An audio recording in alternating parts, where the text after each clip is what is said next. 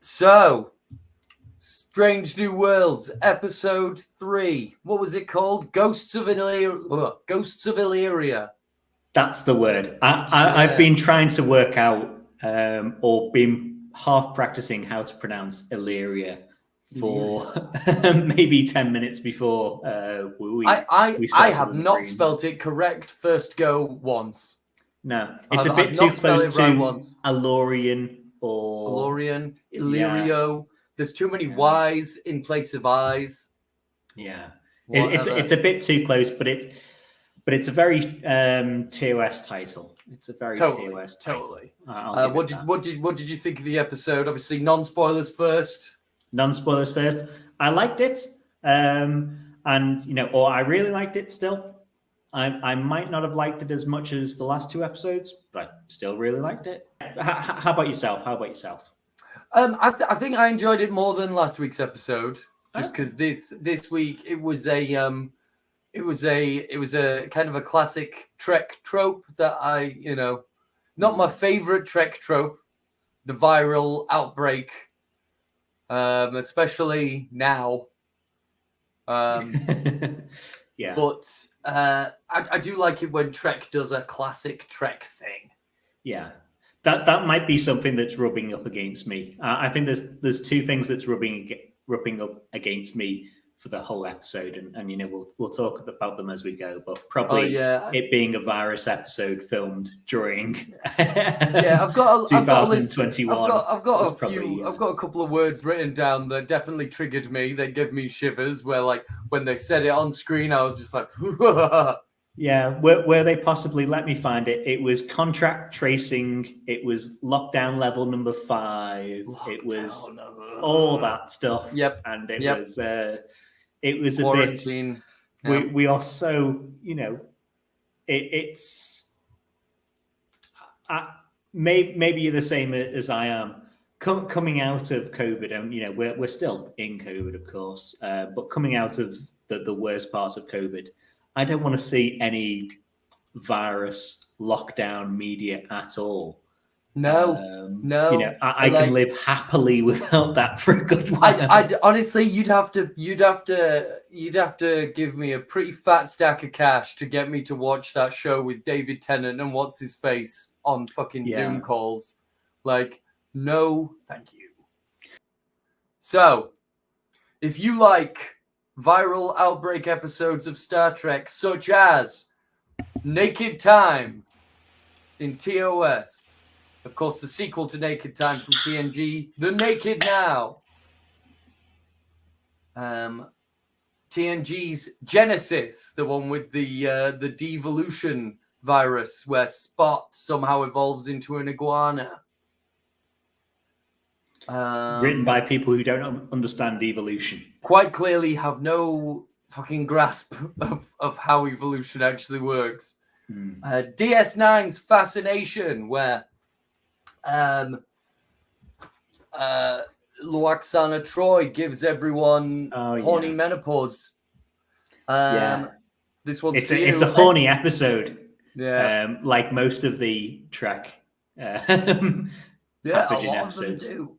So that was it, and of course this one I'm only including this one for you, Mike. Enterprise's Observer Effect. Observer Effect is where there's 2 people taking over the bodies of Enterprise crew members. I like Enterprise. There's nothing wrong with Enterprise. That is a good episode. I do like that. It's kind of a spin on like the Voyager episode where there's invisible aliens doing experiments on people. These 2 people watching this virus take over. It's cool. And they're saying the Klingons just blew up the ship. Will humans do the same? It's a good episode. Should have. Also, because there is also some ghostly element to this. Dare I say, if there are any fans of Sub Rosa out there, you may also enjoy this episode. I mean, it's horny and there are ghosts. I love Sub Rosa. It's a fucking great episode. It's so fucking stupid. Yeah. I I mean, it's horny and there are ghosts, so it is quite sub-rosery, but the horniness and the ghosts are stay apart.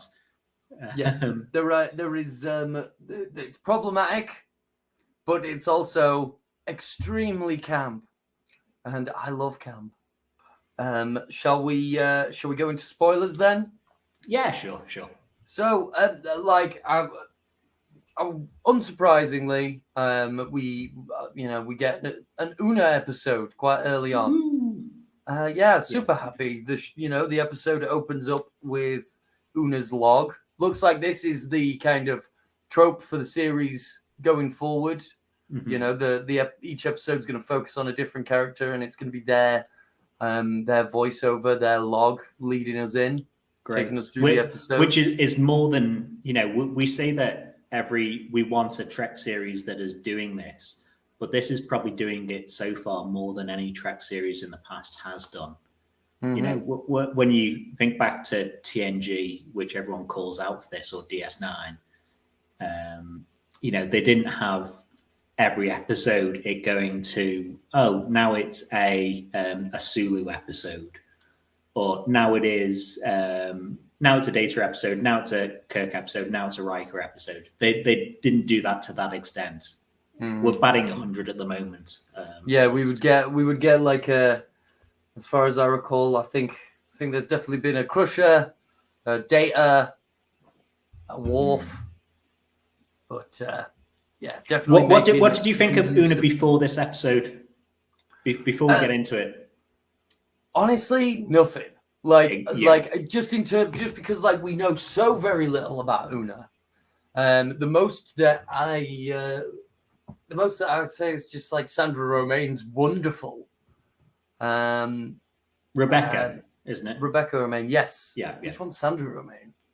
So I'm the same, where she's a nothing character to me, where the most I know or knew about her before this episode is Pike considers her the best officer / first officer in Starfleet. And you just go, well, in the cage or the menagerie, she just, I'm not going down to the surface. And then, I'm going down to the surface and blowing this door out. And that's kind of it. And in Discovery, she does nothing, really. Mm-hmm. And the first two episodes... She shows herself to be, cool. She's got big energy. She's capable. She's 100% capable. 100%, yeah. Which definitely, led a lot of people to theorize, that she was potentially an android, which is, a rumor that I've definitely read somewhere. I tried looking for it today, but I definitely remember reading somewhere that, Gene Roddenberry had plans to, originally with Una, it would have been revealed that she was an android. Okay. I'm glad that they didn't do that, and they couldn't really do that now with all, all the lore about androids that's come out in Trek since. But we did get some explanation about why she is special. It doesn't disrupt continuity too much at all by having especially when by real TOS, so by Kirk's time, Una's gone. She's out of there. Who knows? We'll discuss that more when we get to the big reveal. So we're on Illyria. Is it the same Illyrians from Enterprise? Because we don't actually see them. I don't know. We're not on Illyria though. We're on a colony of Illyria. So that's Illyrians things. It's called Hemimuk 9. So it might be a Scottish colony. Who knows? But their whole thing is rather than terraforming a planet, they'll augment themselves. They'll genetically change themselves to fit in with a planet. And because of that, the Federation don't like them, because the Federation don't like augments because of, they've got a history, let's say, through Earth and the like. Yeah, which honestly, that is kind of a beautiful thing. The idea of not wanting to disrupt the environment too much, and by augmenting themselves so that they don't, fuck up the world that they find themselves on. Like it's kind of the thing where I know certainly if you've got a garden, if you're Jesus Christ, nowadays for our age, if you're lucky enough to have a garden or anything like that, green space, you're supposed to try and plant plants that are natural to the environment, rather than, because you don't want to disrupt the natural environment. Whereas when you think about it, all the terraformers are going in and saying this environment kind of like sucks for us, to be honest. So if we can make this, nitrogen, oxygen, that's fantastic. We got this whole planet. We've got 200 people. Let's fuck up the entire biosphere. For us. And thankfully, most of the times we see it in Trek, it is a completely barren planet. Totally. And you're supposed to be like, oh no, this is good. This is just it's frontier ship, I suppose, which I suppose TOS was, in that you're going out on the frontier and settling it. Whereas nowadays we're a bit smarter about that, about being, maybe don't kill all the buffalo when you settle the frontier. Buffalo can be quite useful.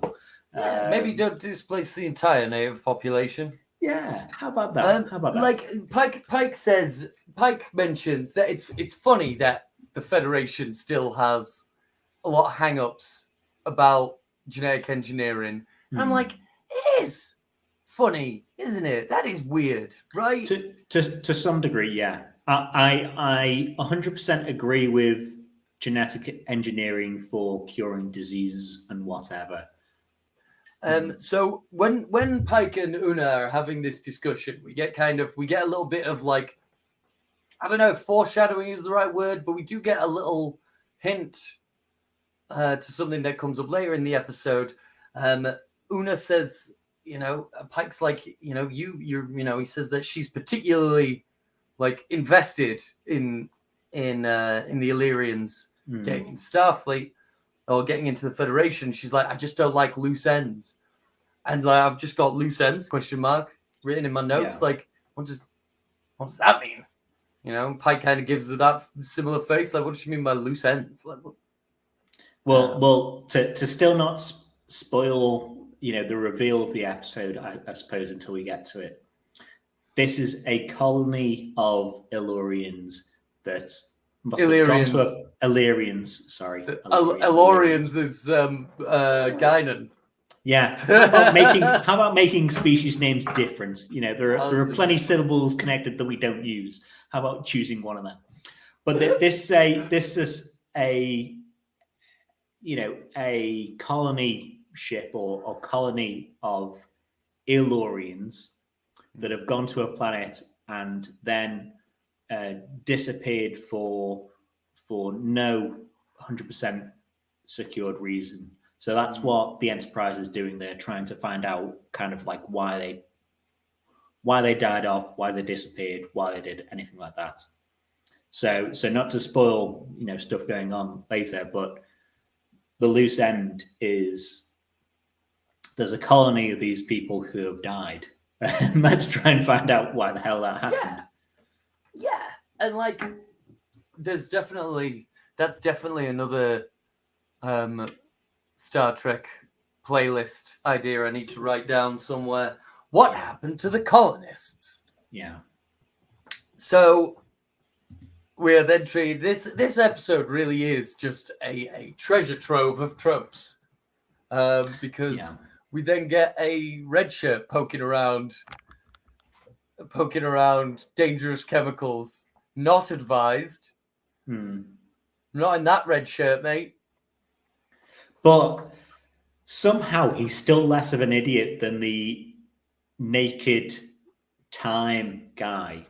So the TOS, I think, is the Naked Time rather than the Naked Now, where he takes off his environmental suit to, scratch his face. And it's like, what you doing, man? Yeah, I rewatched that episode after this. Yeah. And I was just like, what is going on? It's called an environmental suit. It's supposed to like protect you from You're around all these dead bodies, you idiot. You went to Starfleet Academy. Yeah. Like, what the hell? Yeah. But rather than having an environmental suit that he takes off, he just opens a cupboard and just goes like chemicals or loose jars. Yeah. And then gets called to. Yeah. What did you think of those jackets? Everyone had nice jackets. And gloves. They're nice jackets. And gloves. That is a great look.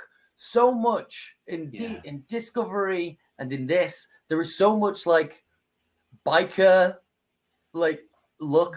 There's a lot of leather. There's a lot of leather. Yeah. Everyone looks like they ride a motorcycle or at least a Vespa. Like a little Italian scooter. Yeah. I mean, don't get me started on Discovery uniforms right now, because they look like they're a Vespa racing team. I mean, I'd like Discovery uniforms a lot more if they didn't introduce 15 uniforms per season.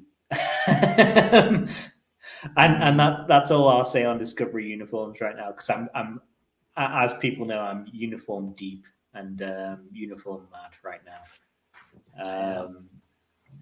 But yeah, really nice jackets. The symbol on the arm of them is very similar to the TMP. TMP, it's I suppose orbits and then different colored planets, whereas this is just the delta and then orbits and different planets on the outside of it. But it's very TMP and very, very much appreciated. Very, very liked by me. Yeah, everyone's looking good. Oh my god, I'm now writing a different list of like Trek trope bingo, basically, because we are then treated to yet another trope of Star Trek, which is we can't transport you through the fucking ion storm. Ion storms. Yeah. What is an ion storm?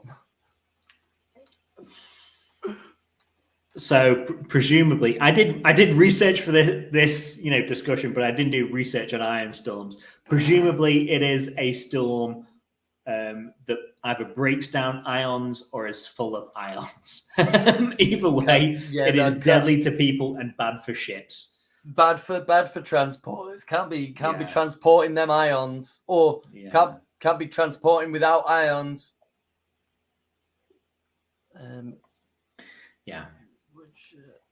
Generic trope, but Hemmer, our chief engineer, shunts emergency power to Lieutenant Cal on the transporters, who gets up Una and the majority of the away team, other than Spock and Pike. The ion storm must be a problem if Lieutenant Kyle couldn't transport them up.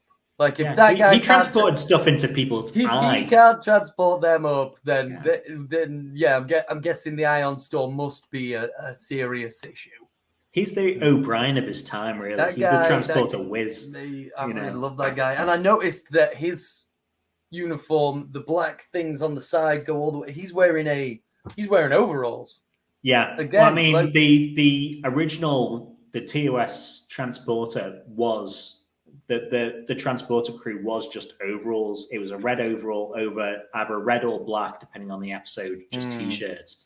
So it's just a modernization of that, and is welcome compared to what looked like a karate uniform or whatever, jiu-jitsu. Yeah, it was a bit like a karate gi, wasn't it? Yeah, like, yeah. I've always kind of liked it for that. It looks quite comfy. But sadly, Pike and Spock get to the transporter bit, the transport out bit a bit late, and the emergency power isn't enough to get them through the ion storm. What's Spock doing? Well, Spock's found himself a library for whatever reason, or someone's journals. Fucking nerd. Yeah. Like, sorry, I was like uncharacteristically late. I found weird light up tube books. Yeah, I do like it's a different form of holding material. So rather than just a screen, he's like rotating this cylinder that goes like, and now you need to read like this, and it's quite interesting. Yeah, it's definitely like a piece of alien technology, which But Pike says to him, Pike pretty much says to him, how about we read that on the ship so we don't all die? Yeah, it's nice to see like alien technology that is actually built for a potentially like different physiology or like a different like mental like development. It's like when you see like I like alien writing systems, I like alien tools. I like it when someone goes onto an alien spaceship and there's a handprint scanner that has like a million hands, or a million fingers or something going on. 3 fingers or whatever. Like of Danny DeVito like flip a hand. Yeah, I like shit like that. So from there, the episode kind of splits into 2, and never the 2 shall meet until the very end. Do you want to talk about them together, or as the episode rolls, or separately? As get Pike and Spock to be honest, like Pike and Spock, their involvement in the main meat of the episode is fairly minimal. We kind of go back to them, and they kind of like they do, towards the end of the episode, they kind of solve a little mystery for themselves. That informs, what's going on the ship. But for the most part, like all the action is on the ship. Yeah. So we'll just kind of like we'll just go ship, and then talk about Spock and Pike as and when. Let's do ship then. So so we get up. So everyone gets beamed up, and I'm not sure how long it is, but the first time we see something sort of going wrong. Well, before that, just to be that dude. Una goes onto the bridge, and there are 2 female crew members in front of her on the weapons and the or the ops of the con. There's Uhura to stage left. There is our left. There is another female crew stage right. Stage right. Sorry. There is another female crew member behind her to stage left. There's another female crew member almost directly behind her. I think it's almost a 100% female bridge, which might be the first time ever. Wow, yeah. Ever? Wow. It's certainly the first time we've got that ratio. Yeah, definitely. Yeah, definitely. Yeah, that's cool. I didn't notice that. I did notice that throughout the episode, like there are minimal white men. All the main white men are down on the planet. And so it's kind of like the first episode of season 3 of Discovery had 0 white men. Well, it had 1 white man, but he was painted gray, so he was an alien. Yeah. I like that. Yeah, I like that. I hate this. I hate what I'm looking at on my screen right now with these two white guys. I mean, what Star Trek desperately needs is 2 white guys discussing Star Trek. Probably in the 30 to 40-year-old range. What we desperately need is 2 white guys in that sort of range just discussing Star Trek, because there aren't enough, really. I think we're underrepresented as a group.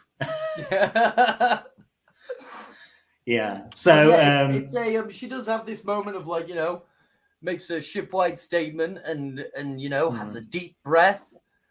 Yeah. Kind the captain's stuck on the planet. Let's get him out of the planet. She's got this kind of like sense of almost like she's got a sense of foreboding, but like as far as she's aware, there's nothing going wrong just yet. So maybe she's just like, we've got to stay here and wait for those 2. Those 2 are potentially going to die.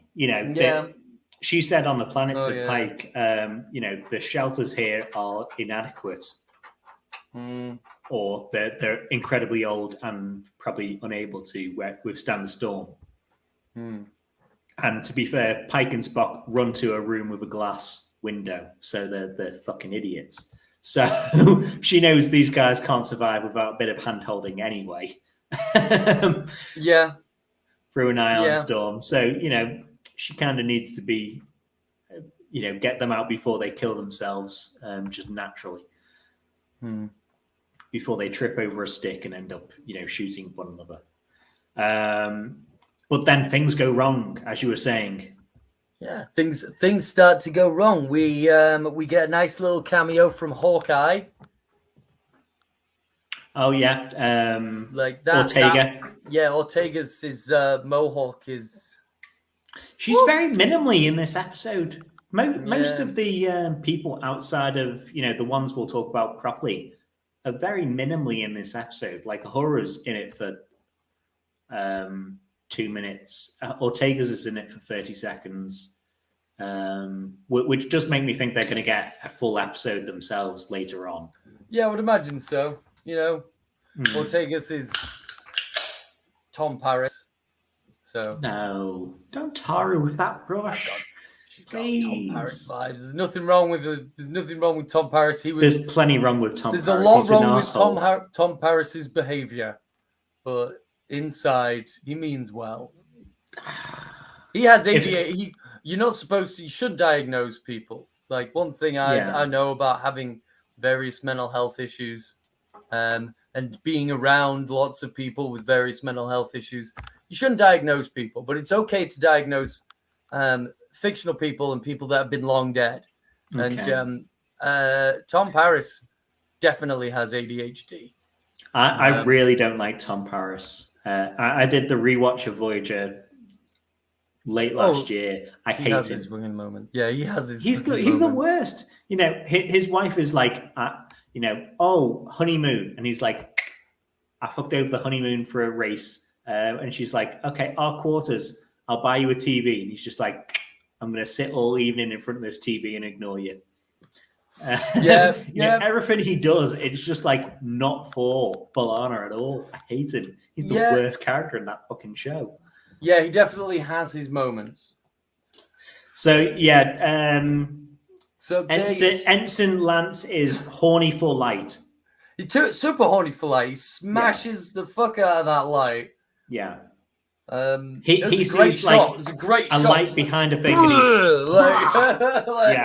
He smashes his face through a glass just to get close to light, even though he could smash his fist like anyone with a bit of sanity. I think you find like during this episode, it kind of like grades the character's level of intelligence by how they're going to get to light. Yeah, how when they get desperate and lose control, like what level of competency are they at? Yeah, like that guy. Ensign Lass is like, I will smash my face through glass. The guy that was poking around in cupboards full of dodgy, unmarked chemicals. Surprise, surprise, smashes his face into a light. Later on, there's two guys, obsessed with light. There's maybe like diminished responsibility and teamwork at hand there because they get a hologram of the sun. They get a hologram of light, and they're just like, "This is great. This is doing the trick. Good thinking, man." Like that's that's a pretty good. That's a good gauge. I may on a rewatch have to like take notes on like grade how stupid people's attempts to get the light onto them get. Yeah.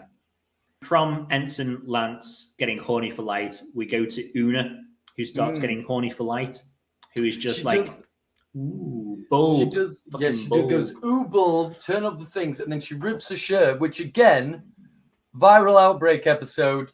I'm calling that as a callback to the Naked Now when Beverly starts undoing her shirt.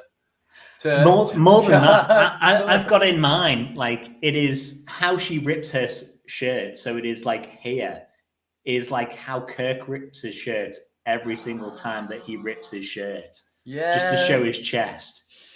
And, maybe unfortunately, for Rebecca Romaine, and we don't show her chest. But other than that, maybe it's Starfleet protocol that when one rips one's shirt, one must do it that away. Yeah. So she gets horny for light, rips her shirt, and glows like she's got the Extremis, the Iron Man Extremis within her. So she, you see all the bones or whatever. Yeah, it's cool. Cool effect, classic effect. Yeah. Obviously, just like had that on file somewhere. Yeah, it's probably in After Effects now. You know, you load it up as a. What do you want? Female ripping her shirt and glowing, or male glowing? Mate, we do that. You pick it out and just knock it out in 10 minutes. Piece of cake. She calls Mbenga and asks, is the landing party okay? Mbenga says, "Oh no." Funnily enough. Yeah, funnily enough, everyone's going downhill, and I was about to call you. Yeah. Which, great. Glad you asked. And she seems okay. She goes down. Yeah. She is not 100% forthcoming at all. Like, Mbenga. She doesn't say she was horny for light. No.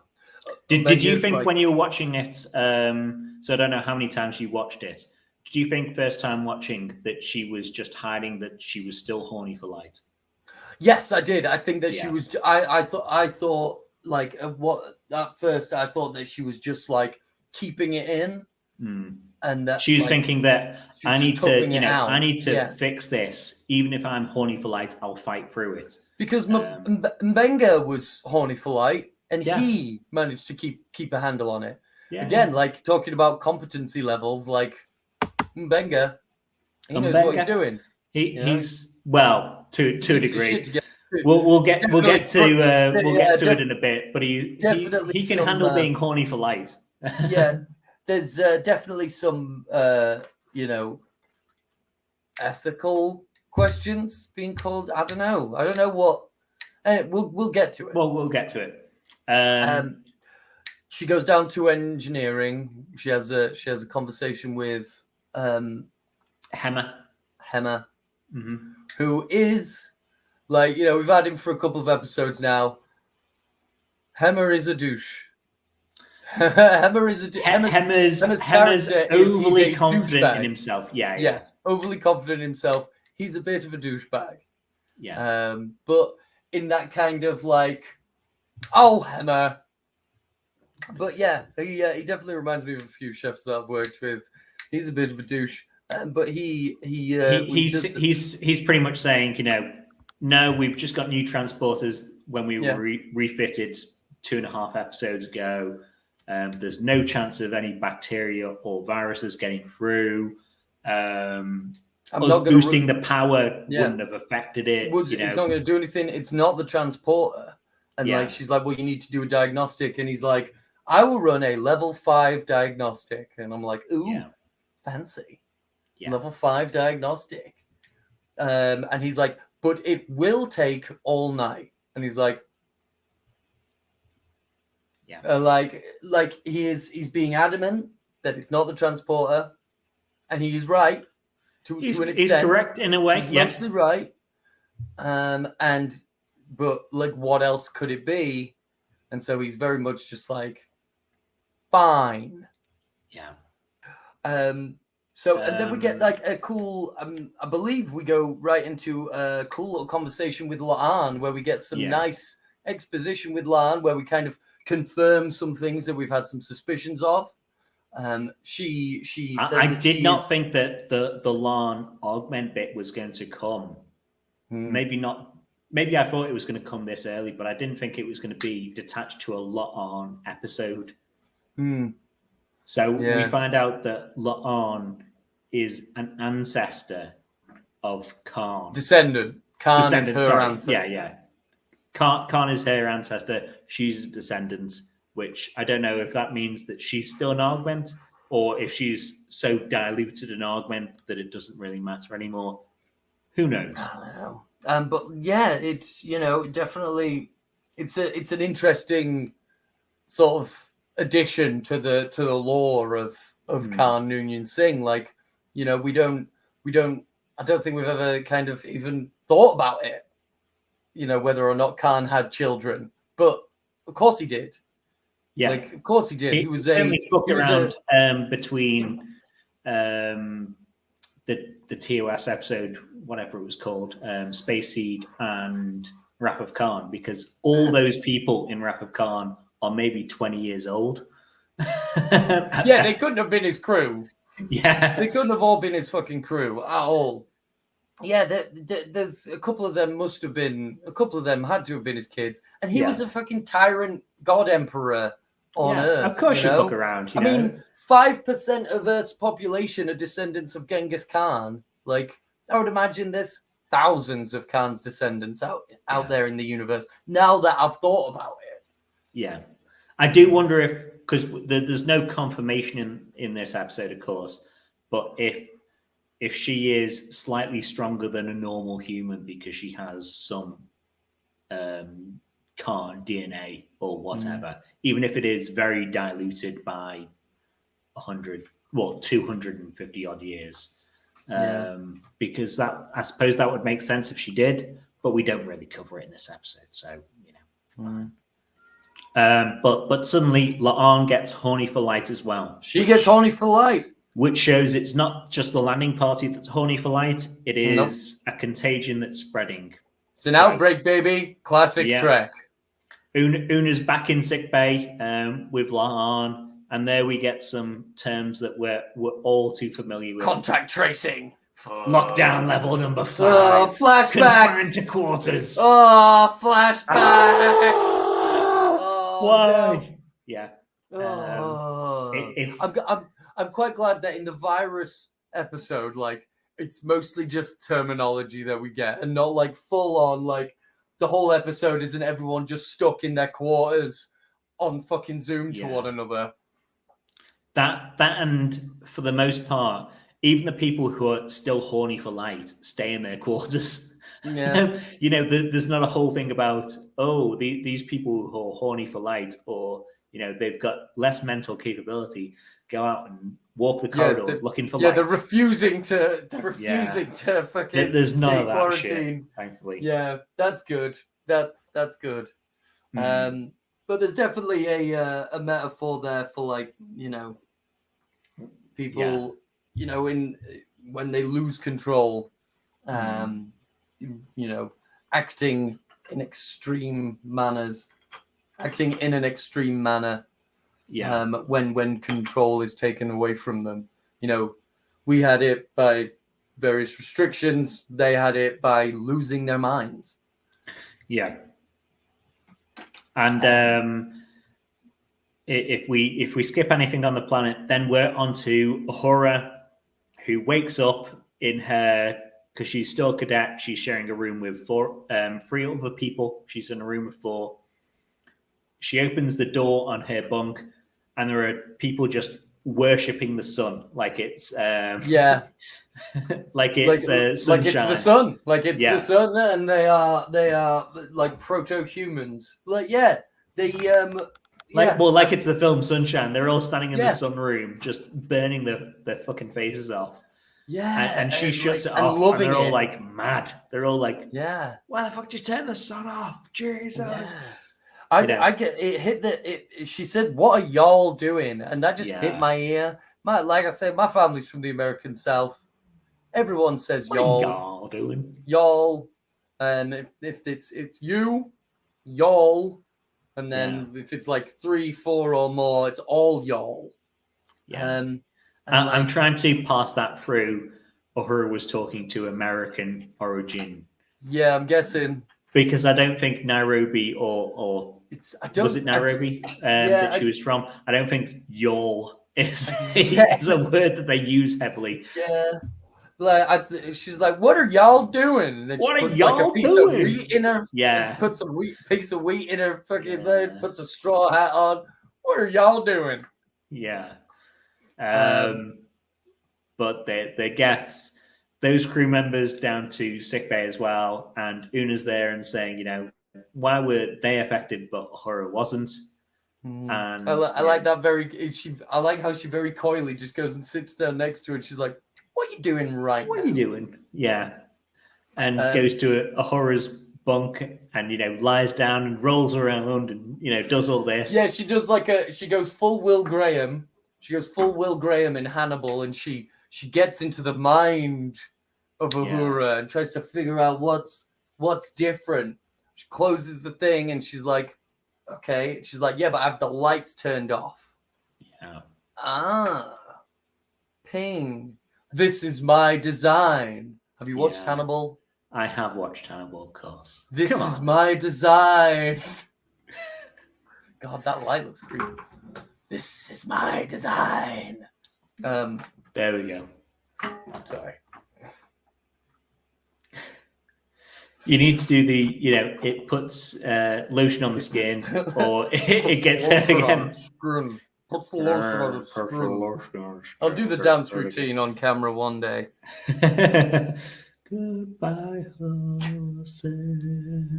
But yeah, through that, Una learns or works out that the virus spreads on light.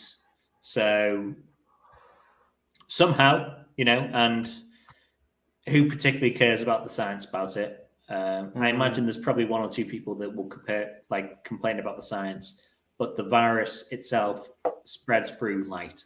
Which is a cool concept. That's definitely a, what I think we were talking about. Like that's like one of those sci-fi ideas that a writer's had, and they've put it in the back of their mind, and then they've gone, oh, we can do it in this.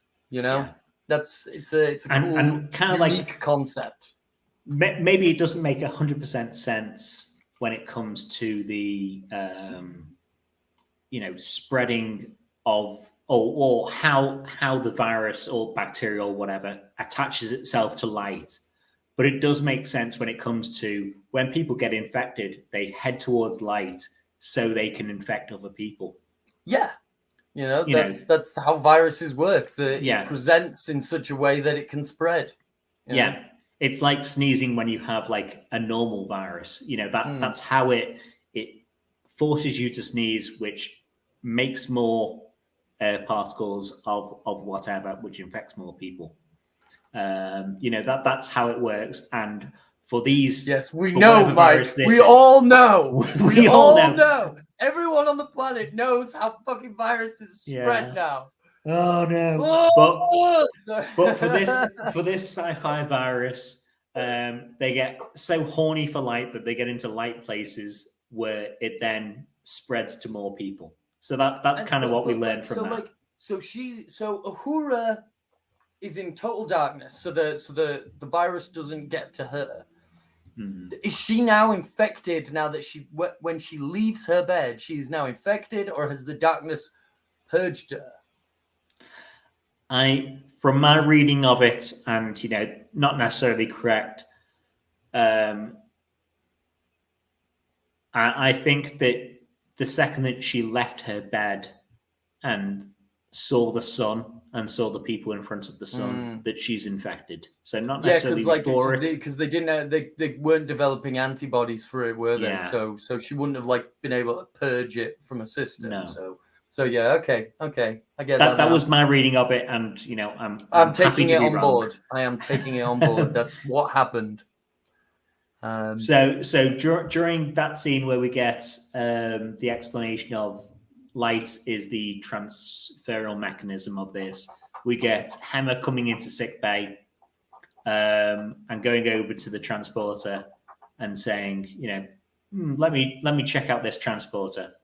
Yeah. And then Benga is, so defensive about it. He's like, don't touch my fucking transporter. That's my transporter. In the moment, it reminded me of an episode of Scrubs where the X-ray technician is obsessing over his machines. And he's like, my machines! Whose machines are they? My machines! Yeah, it's very much like that. Hammer's like, okay, and wanders off. And which, maybe you could have said more. Yeah, mate, and again, Hammer being a bit of a douche, and there's a little bit of conflict. There's definitely some just attitude between Mbenga and Hammer. The one of the clips from an upcoming episode where we see Hammer having a great time wearing some local dress is with Mbenga. So I'm thinking that either in the Mbenga or the Hemmer episode, it's going to be like those two as like a double act. Yeah. I've been trying to work out, because we've got a 10 episode season and we've got more than 10 supplementary cast members. Have we? Blimey. If you include Chapel, Mbenga, Hemmer, Ortega's, we've got more than 10. So I'm trying to work out who doesn't have an episode. So I'm thinking that this may be, not necessarily Mbenga and Una episode, but I think this is going to cover more than one of them, because we get a lot more on Mbenga, we get a lot more obviously on Una because it's her episode, and we get more on La'an because we find out kind of like her origin sort of thing. Yeah. So I think I wouldn't be surprised if we don't get a episode that's devoted to those guys. I'm just trying to think who might not get an episode. I'm like, Ortega's isn't like a department head. So that I'm thinking of it in terms of who's going to have a log, who's going to have like a log that's important that needs doing. So like you've got Captain, first episode. We've already had Cadet's log, but Chief Medical Officer's log, Chief Engineer's log. I'm thinking Helmsman's log. Like that? I wouldn't be surprised if it's Ortega's and Chapel. Yeah, that miss out on episodes, and that doesn't mean they won't get episodes in season 2. Hopefully they do.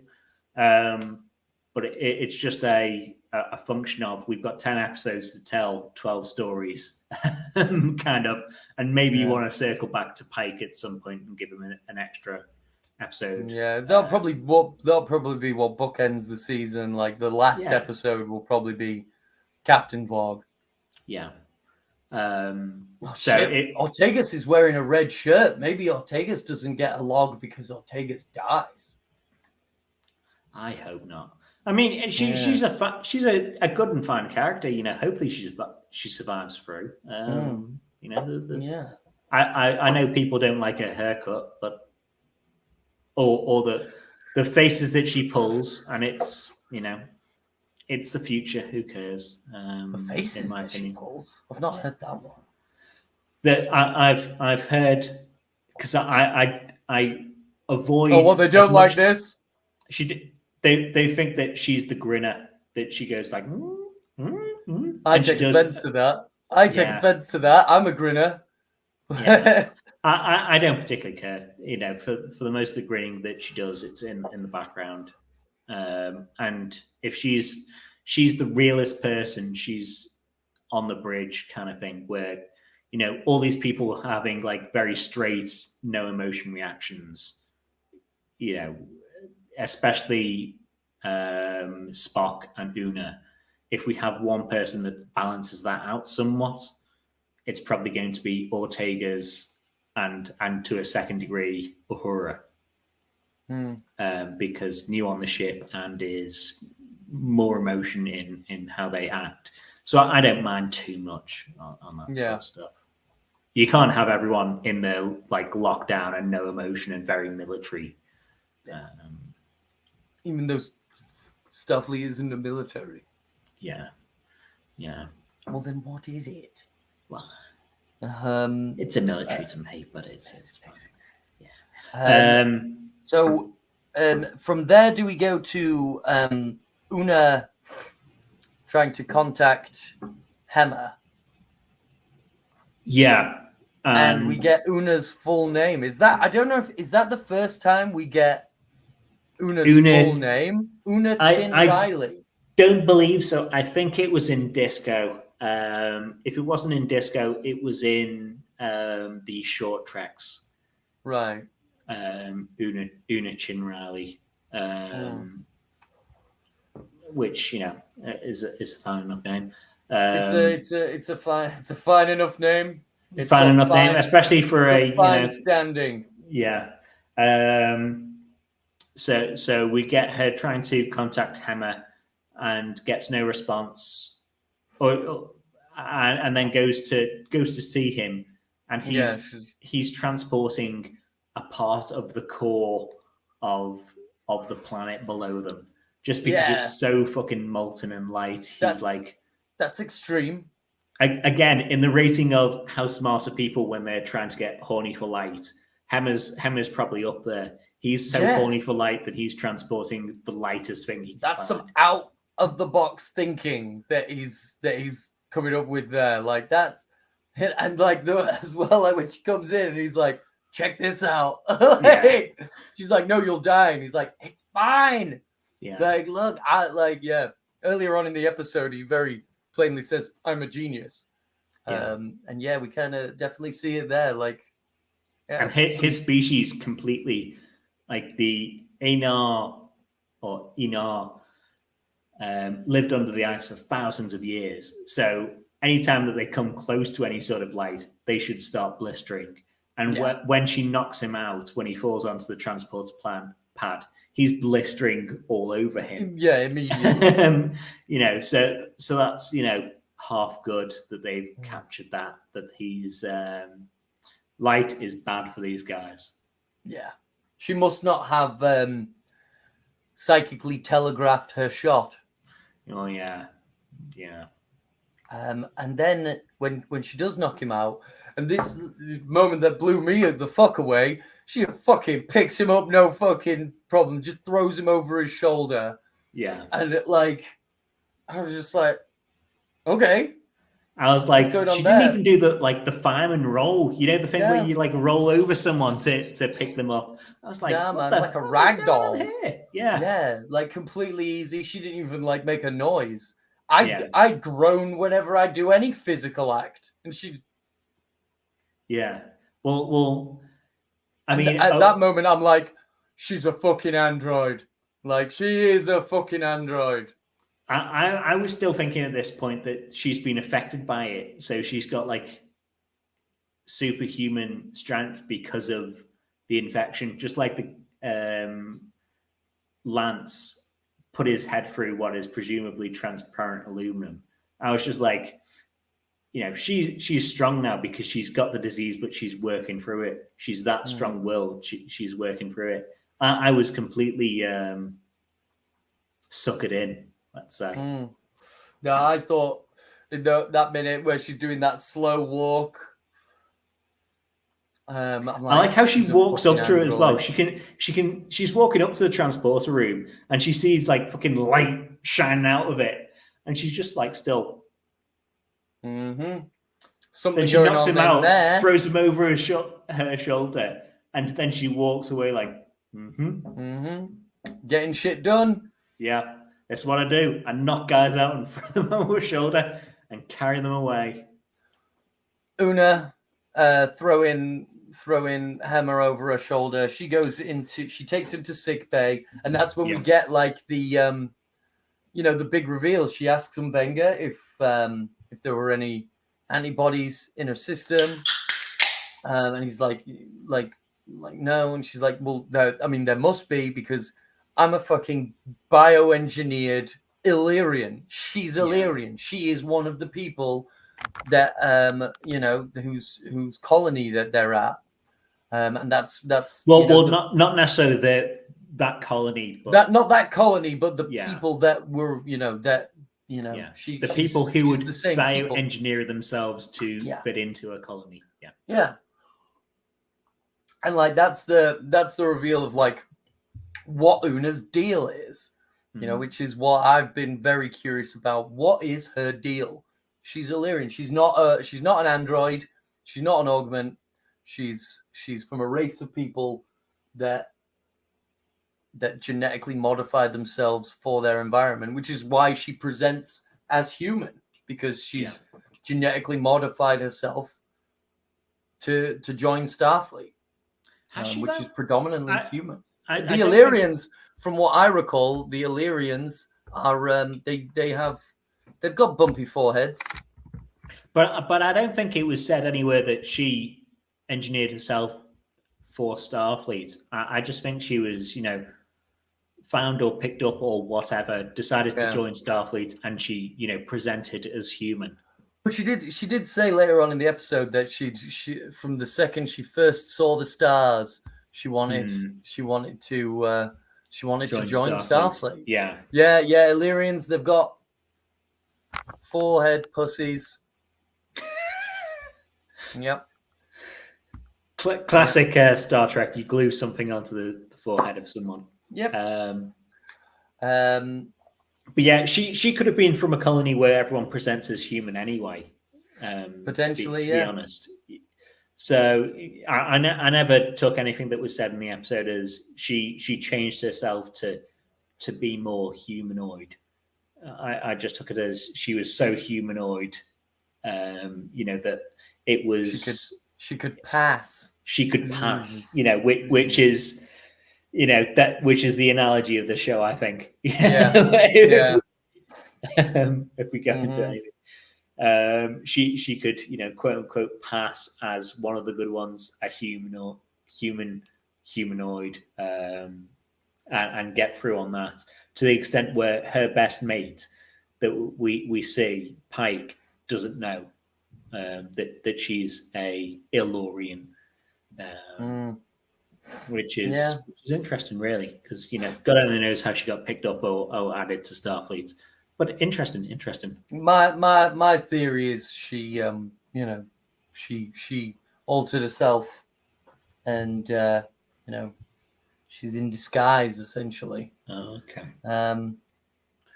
They can't replicate Una's antibodies because they burn themselves out so quickly because her immune system is so shit hot.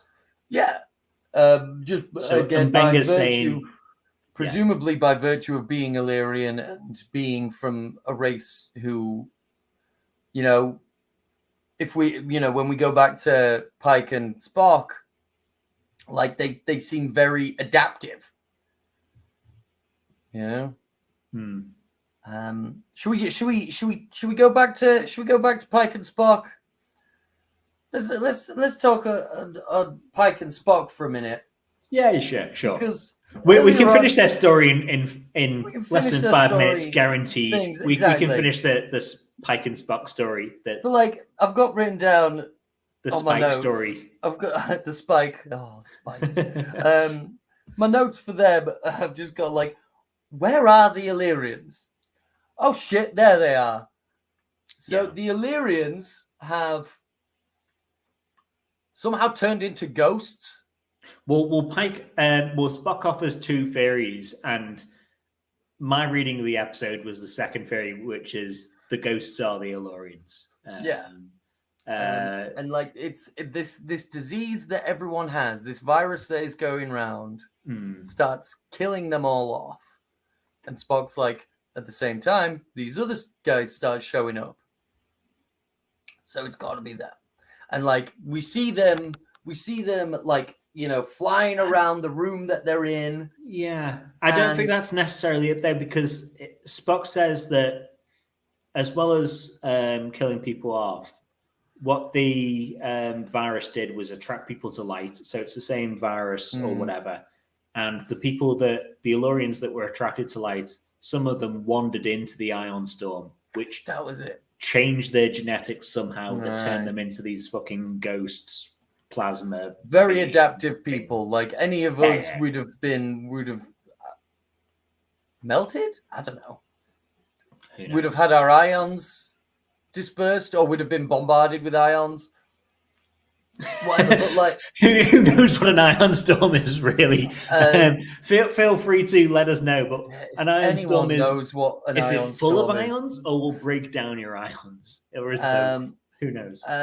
And the ghosts are all flying around, and I'm like, they're trying to get into the room. Immediately, I'm thinking they're trying to get into the tubes, the light tubes, maybe, but it wasn't that. And they're they're trying to break in, and they're holding the door back, and I'm like, have you never watched Star Trek? I'm screaming at Pike and Spock. Have you never watched Star Trek? Let them in. Yeah. They're probably not what you think. Yeah. Like, and they I don't know. To be fair, the ghosts, if they had intelligence, would have come through the glass. Yeah. I mean, they shouldn't be that much of an idiot. Well, no, they don't want to. They probably don't want to break the window. That's their window. That's their house. Like when the window eventually breaks, they're thinking about the fucking bill. They're just like, oh, Jesus Christ, you know, I'm gonna have to repair that when I get a body again. Yeah, man. Oh, balls. Yeah, so, and then they break in, and surprise, as the window shatters and lets in all this horrible ion radiation or cloud or whatever. And the three ghosts surround them and kind of like protect them. Yeah. And there's this moment where Pike and Spock, they're like really close and they look like they're about to kiss, and I'm like, no kiss. No kiss. But they don't kiss. Yeah, unfortunately. They will. And yeah, like then the ion storm passes, and maybe one of the ghosts pushes the rest of the ions out the room. It is my reading out of it from my second watch. I didn't get it out of the first watch, but I got it on the second. Pushes the rest of, I don't know, bad stuff out the room. And then Spock and Pike are laying down here going like, oh, well, it's passed over. And we're still alive. Or the ghosts have left. And so is the storm, and we are still left. We are still alive. Yeah, I thought it was weird that when the window was about to break, Pike shouted "ground" instead of like down or duck or get down on the floor. Just ground. I mean, it's the 22nd century. It just hit the ear wrong. Yeah, maybe in the 22nd century, that's how they, say down. They just go ground. And like that's so to continue on the Spock Pike piece. After all this happened, Spock breaks out another reading tube, or another reading tube presents itself and says, "Oh, by the way, these people were so wanting to get into the Federation." That they genetically altered themselves to contagions. Yeah. So they probably fucked over themselves in that they gave themselves the disease by not protecting themselves anymore from the planets. Any which disease is on the planet. Which definitely follows on from what the Illyrians are about, because obviously in Star Trek, aliens are all monoculture. They're all about crystals, or they're all about armor, or they're all about honor, rather. And the Illyrians are all about modifying themselves for their environment. So they're trying to modify themselves for the environment of not being allowed to modify themselves. Yeah, I suppose I didn't think of it in that way, that they're modifying themselves to not be able to fit into an environment where you can't modify yourself. Yeah, that's a good one. Classic Illyrians. Yeah. And like it's this like and I don't like, it kind of it just ends with Spock and Pike looking at each other like, oh fuck. Well, Spock's whole thing at the end of it, at the end of the bit of the episode, is saying, them trying to fit in, them trying to be one of the good ones, if we're trying to borrow a message of the episode, destroyed them as a culture and a people and whatever. Yeah, trying to fit themselves into a box built by someone else. Yeah. Massively detrimental to them. Yeah. Ended up destroying their civilization and turning them into horrific plasma ghosts. Absolutely. As a person, as a neurodivergent person, I get that. I get the difficulty that trying to fit into the society provided, the box provided to me by society. Like it's fucking, it can fucking do you in, man. Yeah. Now I got that was the point of the episode, and I think it hits okay, but maybe let's get to the end of the episode and do like so what I after Pike and Spock's so well. bit, we go through a bunch of other stuff. Again, they're not in it that much. Yeah. So there's two very separate stories. There's Pike and Spock, and then there's the Enterprise, really. Yeah. And we get to so Una's on Una's in sick bay, and Mbenga sedates himself, and La'an knocks out Chapel and runs to the warp core. I'll say before that, like when Mbenga is being sedated, like we do have this wonderfully poignant sort of dialogue between him and Una, talking about talking about the stuff that we've just been talking about, like how even when you do end up fitting yourself into that box, the society that built that box just finds new things to be the problem, Well, they do that. The whole thing as well, where they say like regulations would say we couldn't mix your DNA with our DNA, and Chapel and Mbenga say, I don't fucking care about that. I'm trying to save people's lives. I'd mix you with like a fucking slug if I could. If it was going to save us. Yeah, absolutely. It is not a policy that I agree with 100%. This policy against augments, like it's too philosophically, it's too not cut and dry. I agree with 100%, but I will circle back to it. Let's say. Okay.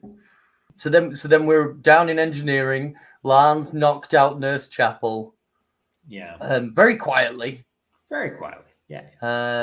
And she's another one of the smart people. She's overloading the warp core to get as much light as possible. Yes. Very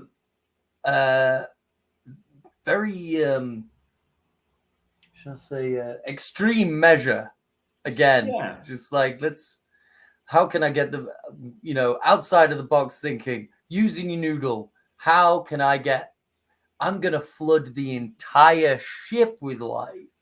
For all of 10 seconds before it blows up. Yeah, that's going to be good. And you just, she's just thinking about that immediate gratification, Yeah. Addict behavior, for sure. Yeah.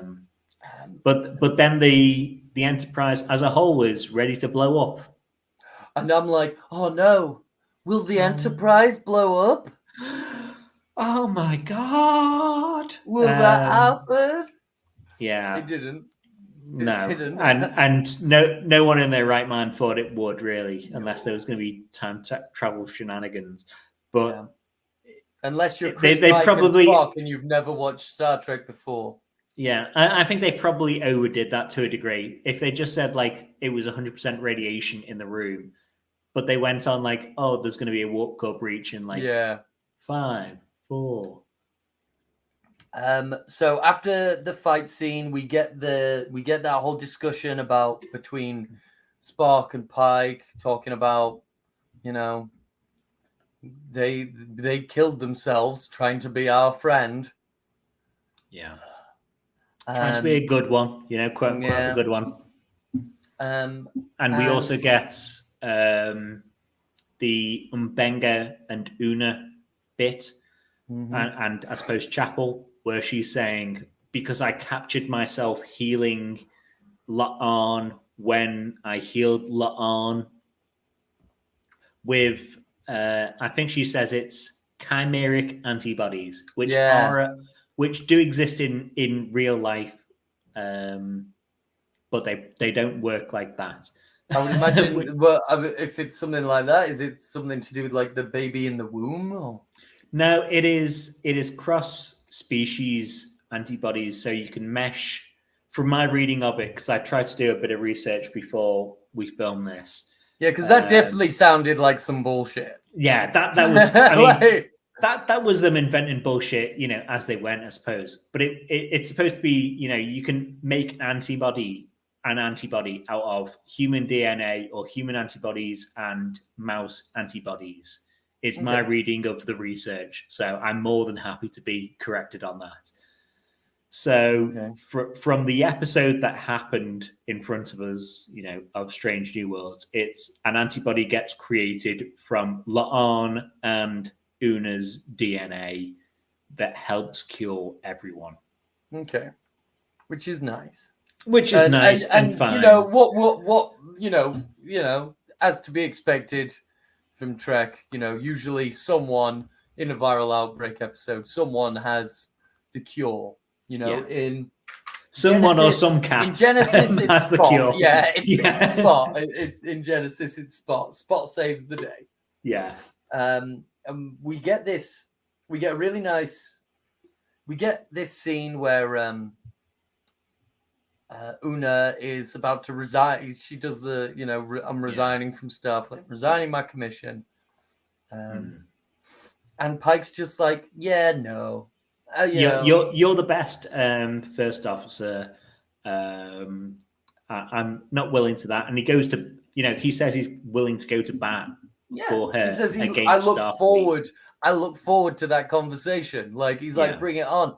And I get that. I'm the same with one of my boys, I'm like, one of my friends, you want to say something, fucking bring it on. Like, I look like working in hospitality, when someone is being a dick or has a complaint, I'm like, send them my way. I'll deal with them. Working anything close quarters, like a crew, like the Enterprise should be. You're willing to, go to bat for your crew. And Pike 100%. Especially because he's the captain, and with Una because he's been his first officer for many a year. Mm-hmm.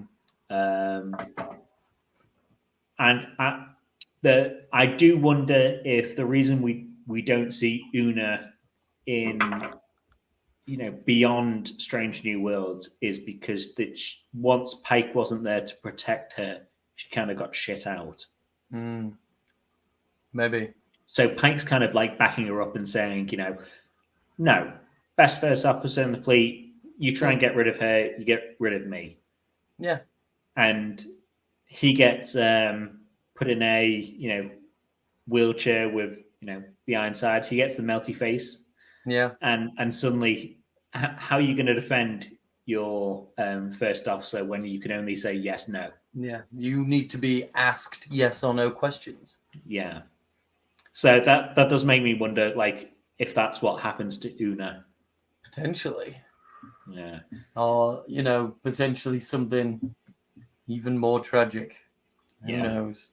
Well, we do get a scene before that, though, where Una goes to see La'an and discusses, because they're both cured by this point, and discusses the augment piece. Yeah. And La'an does more of the, I hated augments. She doesn't consider herself an augment. She gets called that. She gets taunted that in school. She hated that sort of shit. She's renounced any sort of that piece. It's kind of like damage on herself that she's tried to move beyond. That it might have been one of the constituent pieces to make her more insular as a character. Yeah. That we see, or more defensive. Compared to maybe if you weren't bullied consistently because you were an ancestor of an augmented warlord. So we get a bit of that piece as well. So there's a nice bit of connection between her, someone who previously hated augments, and Una, someone that she still considers an augment, but is her friend and helped her into the Federation. She's hurt. She's hurt by, she feels, like an injustice has been done to her. Again, I think that's just reactionary. I don't, like I said before, La'an has a duty unto herself. So does Una. Una doesn't need to be forthcoming with La'an, but obviously she's put out by that. But she's kind of, the way I see it, she's kind of got to get over that, mate. Like, especially with, I can understand from the La'an to Una point in that your whole life has been open to Una. You're being saved from the Gorn, being a sack that gets egged into. And then you get saved by Una and you have your whole life exposed, and Una doesn't tell you, even though you're clearly someone who's been bullied because you've been a descendant of an augment, that she in herself is an augment. I kind of get where La'an is coming from. Yeah, you get it, but like it's something that she's just gonna have to get over. Yeah, in my opinion, like, she's just gonna have to get over it. Like, she wasn't having her augmented ancestry held against her to stop her from joining Starfleet. Yeah. It is. Do you think it'll come up different. again? The Una is an augment. Yeah, I think it'll come up again.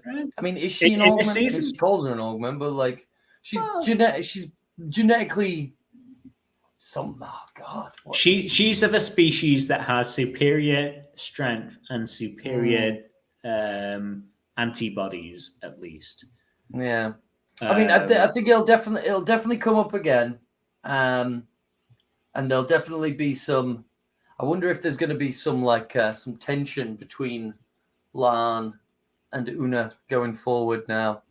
Yeah. I don't know. I think it depends on if we get a La'an episode. Certainly is a ship full of secrets. It is. A small ship with big secrets. Because then we go from this to Mbenga and the reveal of why Mbenga didn't want Hema messing with his machine, because he's got his fucking daughter stuck in the pattern buffer. Yeah. She's got a terminal disease. She was given 12 weeks to live. And so he's keeping her in the pattern buffer, taking her out occasionally for story time. And that's heartbreaking. And that's some death. Yeah. It definitely felt like it kind of came out of nowhere. Yeah. So when you said you cried at, because we discussed Picard, obviously. Yeah. When you said you cried at like Picard season 2, the ending of that, I was more emotionally affected by this than I was Picard. Wow. Kid stuff does stuff to me, than anything else. And I don't know. Old friend and sibling stuff is what always does it for me. Sibling stuff does it for me as well. But he's like, no, my kid is going to die. Yeah. And if I knew my kid dying or me protecting my kid was going to cause this sort of hassle, I'll give her up. And he says to Una, can you give me one last time to talk to my child? And then I'll hand myself over to Starfleet. But she's just had that same conversation with Pike. Yeah. So she's going by good guy Chris's wonderful example and just being like, don't worry about it, mate. Don't worry about it. If anyone says that, I'll fucking punch him. I'll hook up your transporter to a separate power cell, so it's not going to fuck up this sort of shit again, and it's fine. Yeah, and which is very nice, for all that. Possibly, you don't want the medical bay transporter to have a inadequate form of filtering diseases. But I don't how long care. Has he had that kid in that buffer? Like that's if it reminds me of an episode of Enterprise. Well, it reminds me of 2 episodes. It reminds me of an episode of Enterprise, and it reminds me of an episode of TNG. So there's the episode of Enterprise where the inventor of the human transporter. So we have to clarify that nowadays because there was a Romulan transporter before then. Yeah. Had his son, tried to transport his son, who got turned into energy and got fucked up. And he boards the Enterprise and says he's got a miraculous way of transporting people across, solar systems and stuff like that. And his son, it's all a ruse to try and reconstitute his son, who has been turned into energy, and he's trying to just get his son back. Yeah. And it also reminds me of Relics, the TNG episode that I can remember the name of, where Scotty managed to load himself into the transporter buffer for a couple 50 odd years, man, or whatever. Like, good, definitely. There's the Voyager episode where they're hiding telepaths in the transport buffer. Like, the transport buffer seems like there's a lot of shit that can be done with that bad boy, you know. And this, for anyone who says or wants to say this breaks canon because Relics, you know, you could only store someone for so long, and Mbenga said you could store someone forever. Mbenga said you could store someone forever if you occasionally reconstituted them into matter. So that's what he does. He, for horrific, you know, in my mind, horrific, as if you were the daughter. Yeah. He reconstitutes his daughter to read her the same fucking story he does every night for her. What? And it's just like, Jesus Christ, if you're that all daughter, life is story. Yeah, you get not reborn, but you don't exist, and then you exist, and then you'll read the same story over and over again. Yeah. That has got to be maddening. If his daughter survives this, she's got to be like pulling out of her eyeballs. You know, she's going to be event horizoning this sort of shit. What effect is that level of what? Like, how is that going to affect the way that she talks? Like when they eventually sort her out, and she just talks as though she's telling a story all the time. They're like, how are you doing, Mbenga's daughter? Yeah. And she's in the morning I got out of bed and I thought, well, what a wonderful day it will be. And then I went over to the thing and it's just like, Jesus Christ. Yeah. Story time all the time with this kid. It's because, all in her mind, she's like, oh, I woke up.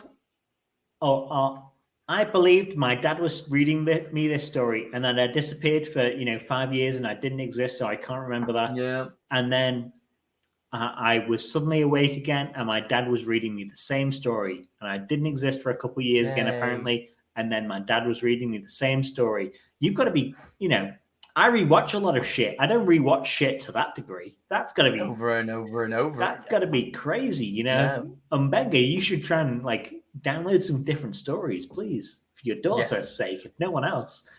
Yeah. Get that kid to watch some Star Trek. Yeah, but they do this nice transition between scenes, between the Mbenga talking to his daughter and Una, whereas the set disappears from the sick bay and it's, I don't know, you wouldn't call it rotoscoped, whatever, clipped away. And then it goes to Una talking in her quarters again. And it's very much, she does say one of the good ones, as we've said before. How different could today have, how different would my conversation with Pike have gone if I wasn't one of the good ones, if I wasn't a hero, if I didn't pass, She also says, when will it be enough to just be Illyrian? Which, you replace that with any race, any minority, it fits in there pretty well. I mean, there is definitely a critique in presenting a white woman as being a member of a subjected minority. Yeah, there's definitely a critique there, but there is also the reality of a lot of white people not quite getting a concept until it is framed in whiteness. So I didn't mind that, and I'm a white guy, but I didn't mind that because a lot of TOS is framing those sorts of problems as white guys in those problems to try and educate the population that, how would you feel if you were the minority? How would you feel if you were put in this situation? So I don't particularly mind that. That's not the part of the episode that I mind as a setup.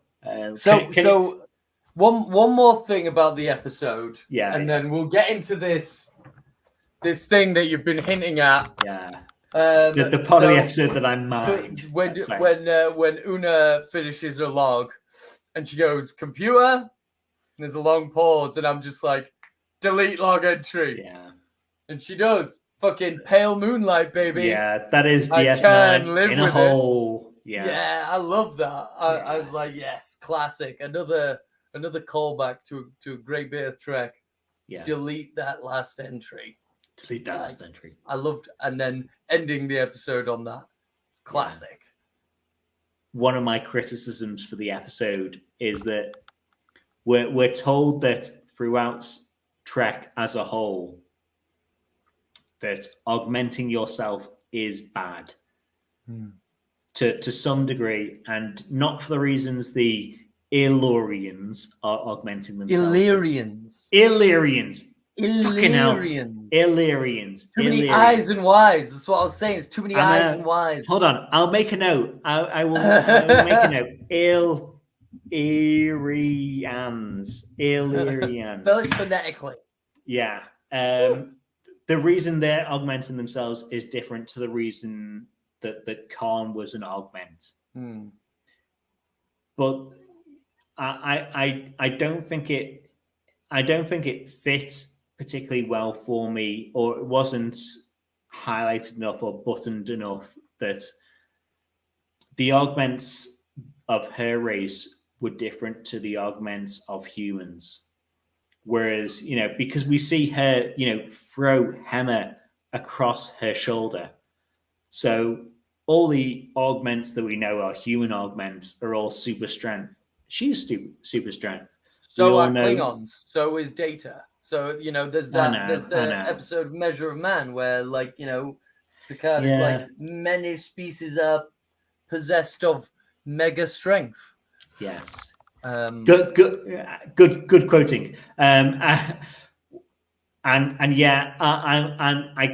ready to be completely wrong on that. Whereas her race initially could have been super strong, but if they've augmented themselves to be super strong and to be super ready to fight viruses and bacteria and stuff like that, I agree with the virus and bacteria sort of piece of it, because there's no reason why Bones's father should have died, let's say. But at the same time that we've been beaten into us through most of Star Trek that if you have superior humanoids, it breeds superior ambition. You end up with a Khan. You end up with it's a flawed philosophy. It's a very flawed philosophy, but it seems weird to try and address it in a prequel.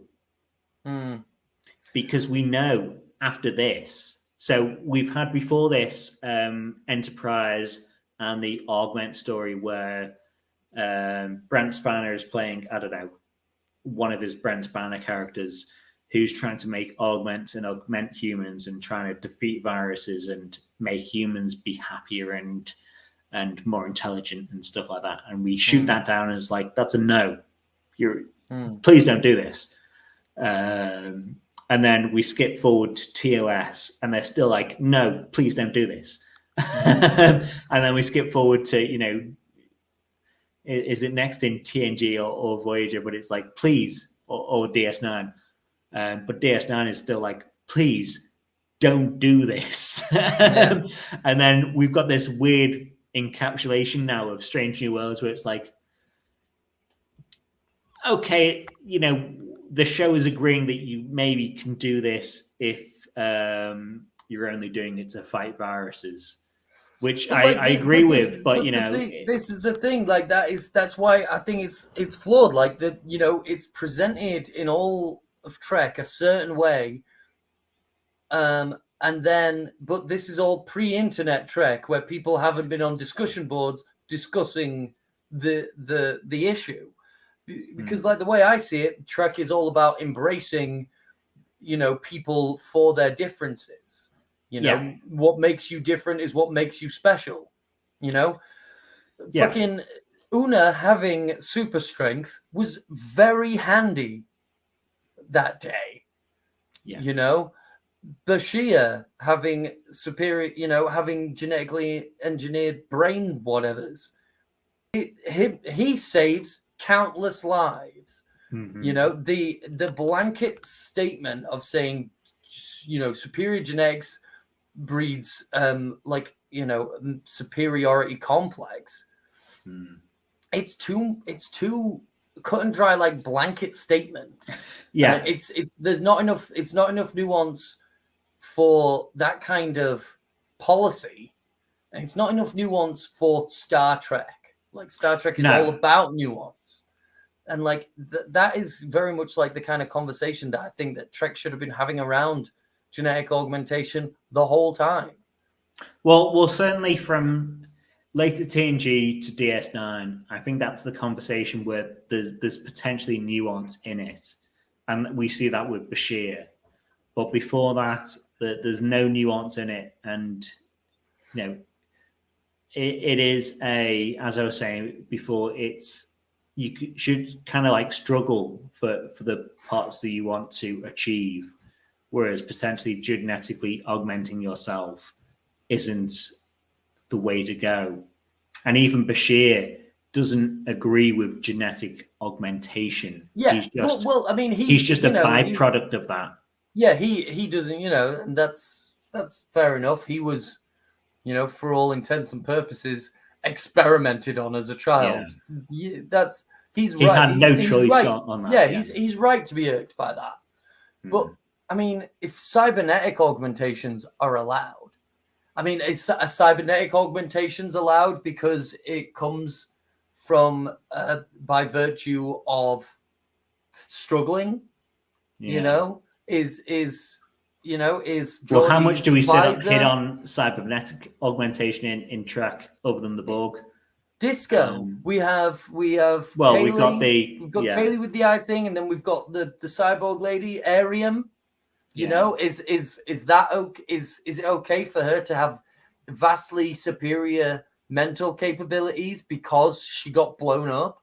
Is it okay for Data to have a visor because he was blind? Data to have a visor. Not Data, Geordi. Data's and Data, for one, Data's okay. And he is vastly superior to any officer around him. Oh, Jesus Christ, yeah. And he doesn't struggle at all. He learns to struggle. His struggle was learning how to struggle.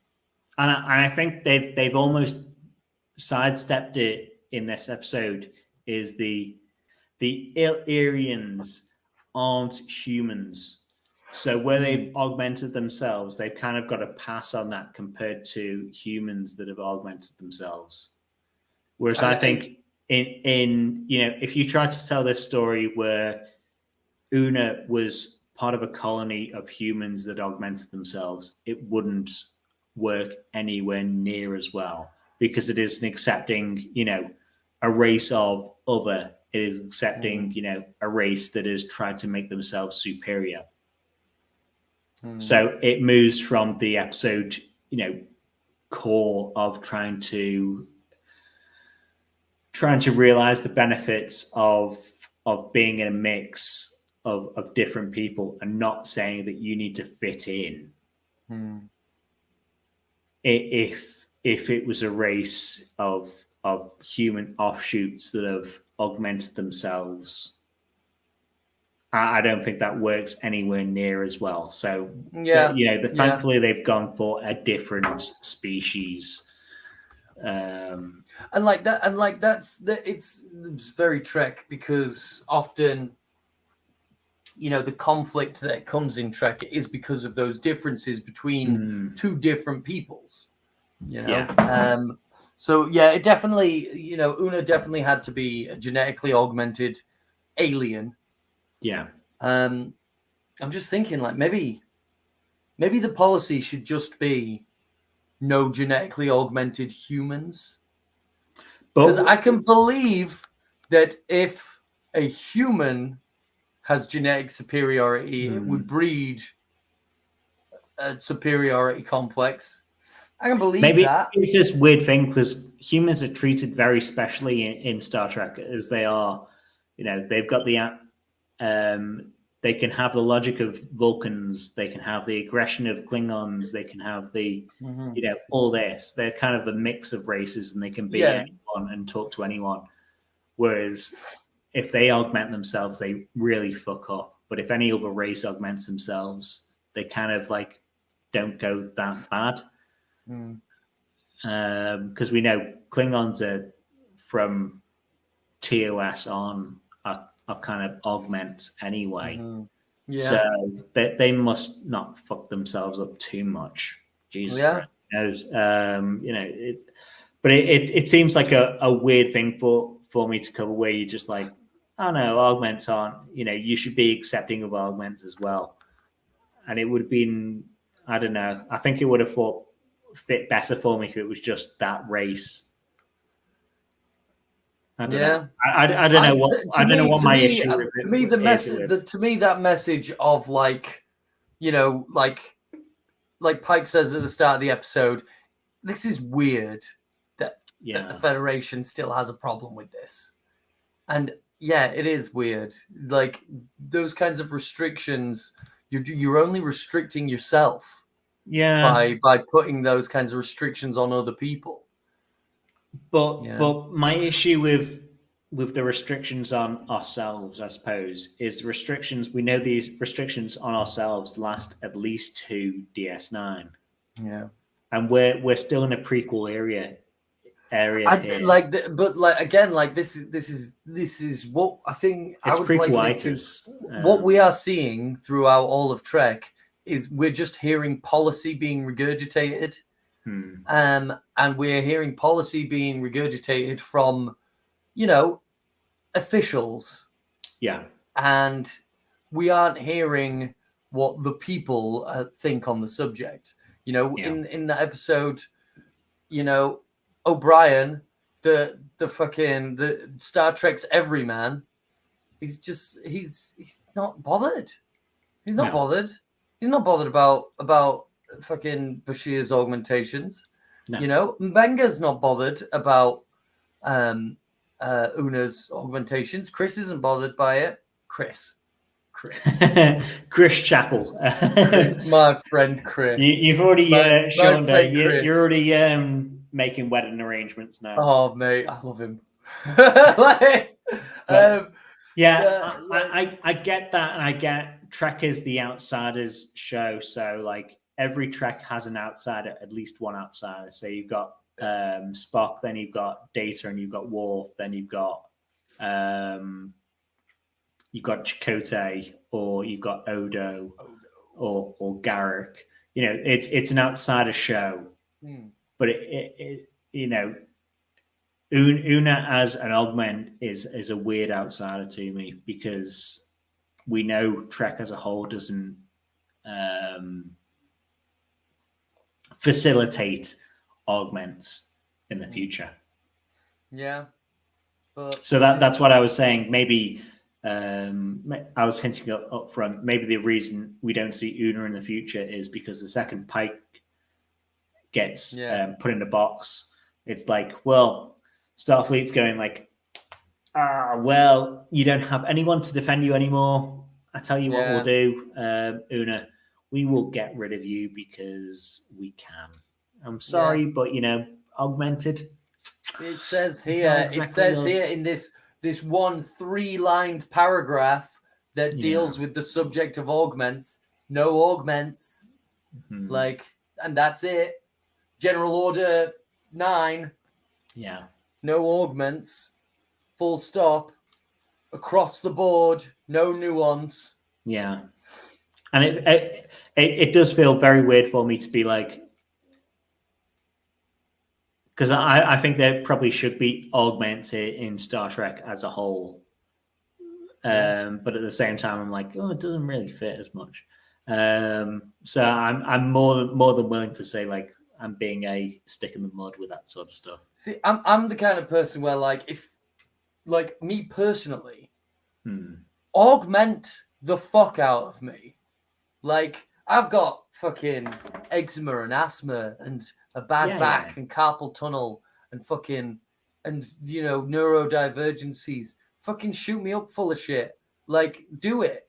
Go for it. Fucking, if prosthetic arms get good enough where I can just get one and it's basically the same as having this arm, but I can download music into it, like, fucking hook me up. Does the Measure of a Man TNG season 1 or 2, you know, Data says to Picard, you know, Geordie's eyes are better than human eyes. Why don't every member of Starfleet have their eyes plucked out and get Geordie's visor stuck onto them? And Picard's like, oh shit, yeah, we don't. You beat me there. I would. I need glasses. I would. Yeah, same. I mean, you know. But you know, I would get if I could guarantee that, you know, over my lifetime I didn't have to pay a subscription for my eyes, then I probably would. But it doesn't fit particularly with the universe, is what I'm saying. Are you saying if we got cybernetic augmentations, we would have to pay for a subscription? Well, can you imagine after like a big X in your vision? You have not paid your subscription. Yeah, after 2 or 3 years of people signing up for getting their eyes augmented, it'll be like, oh, now you've got a watermark if you don't pay £10 a month for super eyes. Oh, you want to zoom in? That's £20 a month, and you'd be like, Christ, you know, thank you, Mr. Eye Doctor, for filling these in with random shite eyeballs. Yeah, that was my main thing that I think brought this. I haven't rated this episode as discontinuity in a philosophy. Yeah, so I haven't rated as high in my mind as the last 2. Kind of mainly because of that, and it's a small point, but it's something, you know, that is stuck in my mind, I suppose. And I guess the answer to Una's question of like when will it be okay for me to just be Illyrian or just be augmented, I guess is like 100 years from now when Bashir ends up getting some amendments made to that law. Yeah, just for him. I mean, he doesn't get Patrick or the other guys special treatment, does he, really? No. He just gets himself through because he's a doctor on the front line of a war. I mean that's kind of fair, even though those guys, you know, are you know, mistreated to an extent. One of the only times that we actually do see them, they do impersonate flag officers and sneak into like restricted areas. Like, they are potentially quite dangerous. And the episode before of that, we see them. They're recommending that we surrender the war. They're like, I tell you what, we do. We surrender, and millions of people will die on our side, but in a couple of 100 years, we'll have a resistance, and that'll be good. Yeah. And it's like, no, maybe no. Keep those guys in a really, really nice facility. Yeah. Treat them nice, of course, but you know, treat them nice. You know, treat them nice. Give them pudding. Keep them away from an iPad. You know, don't give them an iPad, because if you do, they will hack into everything. Yeah. Anyway, so we're at the end of the episode. Is there anything you want to say more about the episode, or anything that you think that we should cover in the next one? Because at the moment we haven't got the trailer for the next one, I should say. I've just looked, and the trailer for the next one is up. And just skimming through it now, it looks like a very, like, visibly dark episode. Oof. Oh no, that's a scene. So to change the world, so it looks like the episode is at night. Nice, cool guy leather jackets are back. We're all about the cool guy leather jackets. Yeah, man. Cool guy leather jackets are back. So we've got Memento Mori. Isn't that a mafia thing? Hold on. Memento Mori, Latin for remember that you will die. Oh, bit of Latin in there. So after we're done with this, I'm going to share the fully edited, well, most definitely as edited as I'm willing to do it. Episode 1, down from 4 hours to, let me just have a look. Down from 4 hours. Oh God. To 2 hours 42 minutes. I was aiming for an hour and a half. Do you know how long we've been recording on this? Yeah, I can see here 2 hours 49. So I reckon I can shave this down to an hour and a half easy. Okay. But I've still got to, because last week was better than this. Last week was better. Fucking last week my sound cut out. Yeah. For ages. So that's gonna be a real pain in the ass. I've already started editing that and I'm already just like, oh my God. Honestly, like the thing that is the worst to edit, it's always sound. It's always sound, and in post-production, sound nightmare. Production, lighting, nightmare. Yeah. Which ties back into this episode. What a fucking nightmare all that lighting was. Getting obsessed. Oh my God, put it on me. Put it on me. Where's the light? That's better. That's better. I'm so horny for light. This one's got a hole. I like how at least half of the Star Trek episodes about disease are just being horny for something though as well. Totally. I'm horny for this. Yeah, I'm horny for light. Naked time, naked now. Everyone gets horny. Fucking Genesis. Worf's trying to bang Salamander Troy. DS9. Fucking Luoxana's horny gets transferred to everyone else. Macro virus. Fucking Janeway's got her guns out. Fucking makes us horny for that. Observer. It's the first time we see her in her tank top. Yeah, under man. uniform. She's going all full Ellen Ripley. Yeah. That's definitely a trend with the viral outbreak episodes. I was trying to work a title for this into the naked whatever. And it was just light. The naked light. The naked... That's what they should have called this episode. Yeah. Live long and prosper, motherfuckers. Peace out.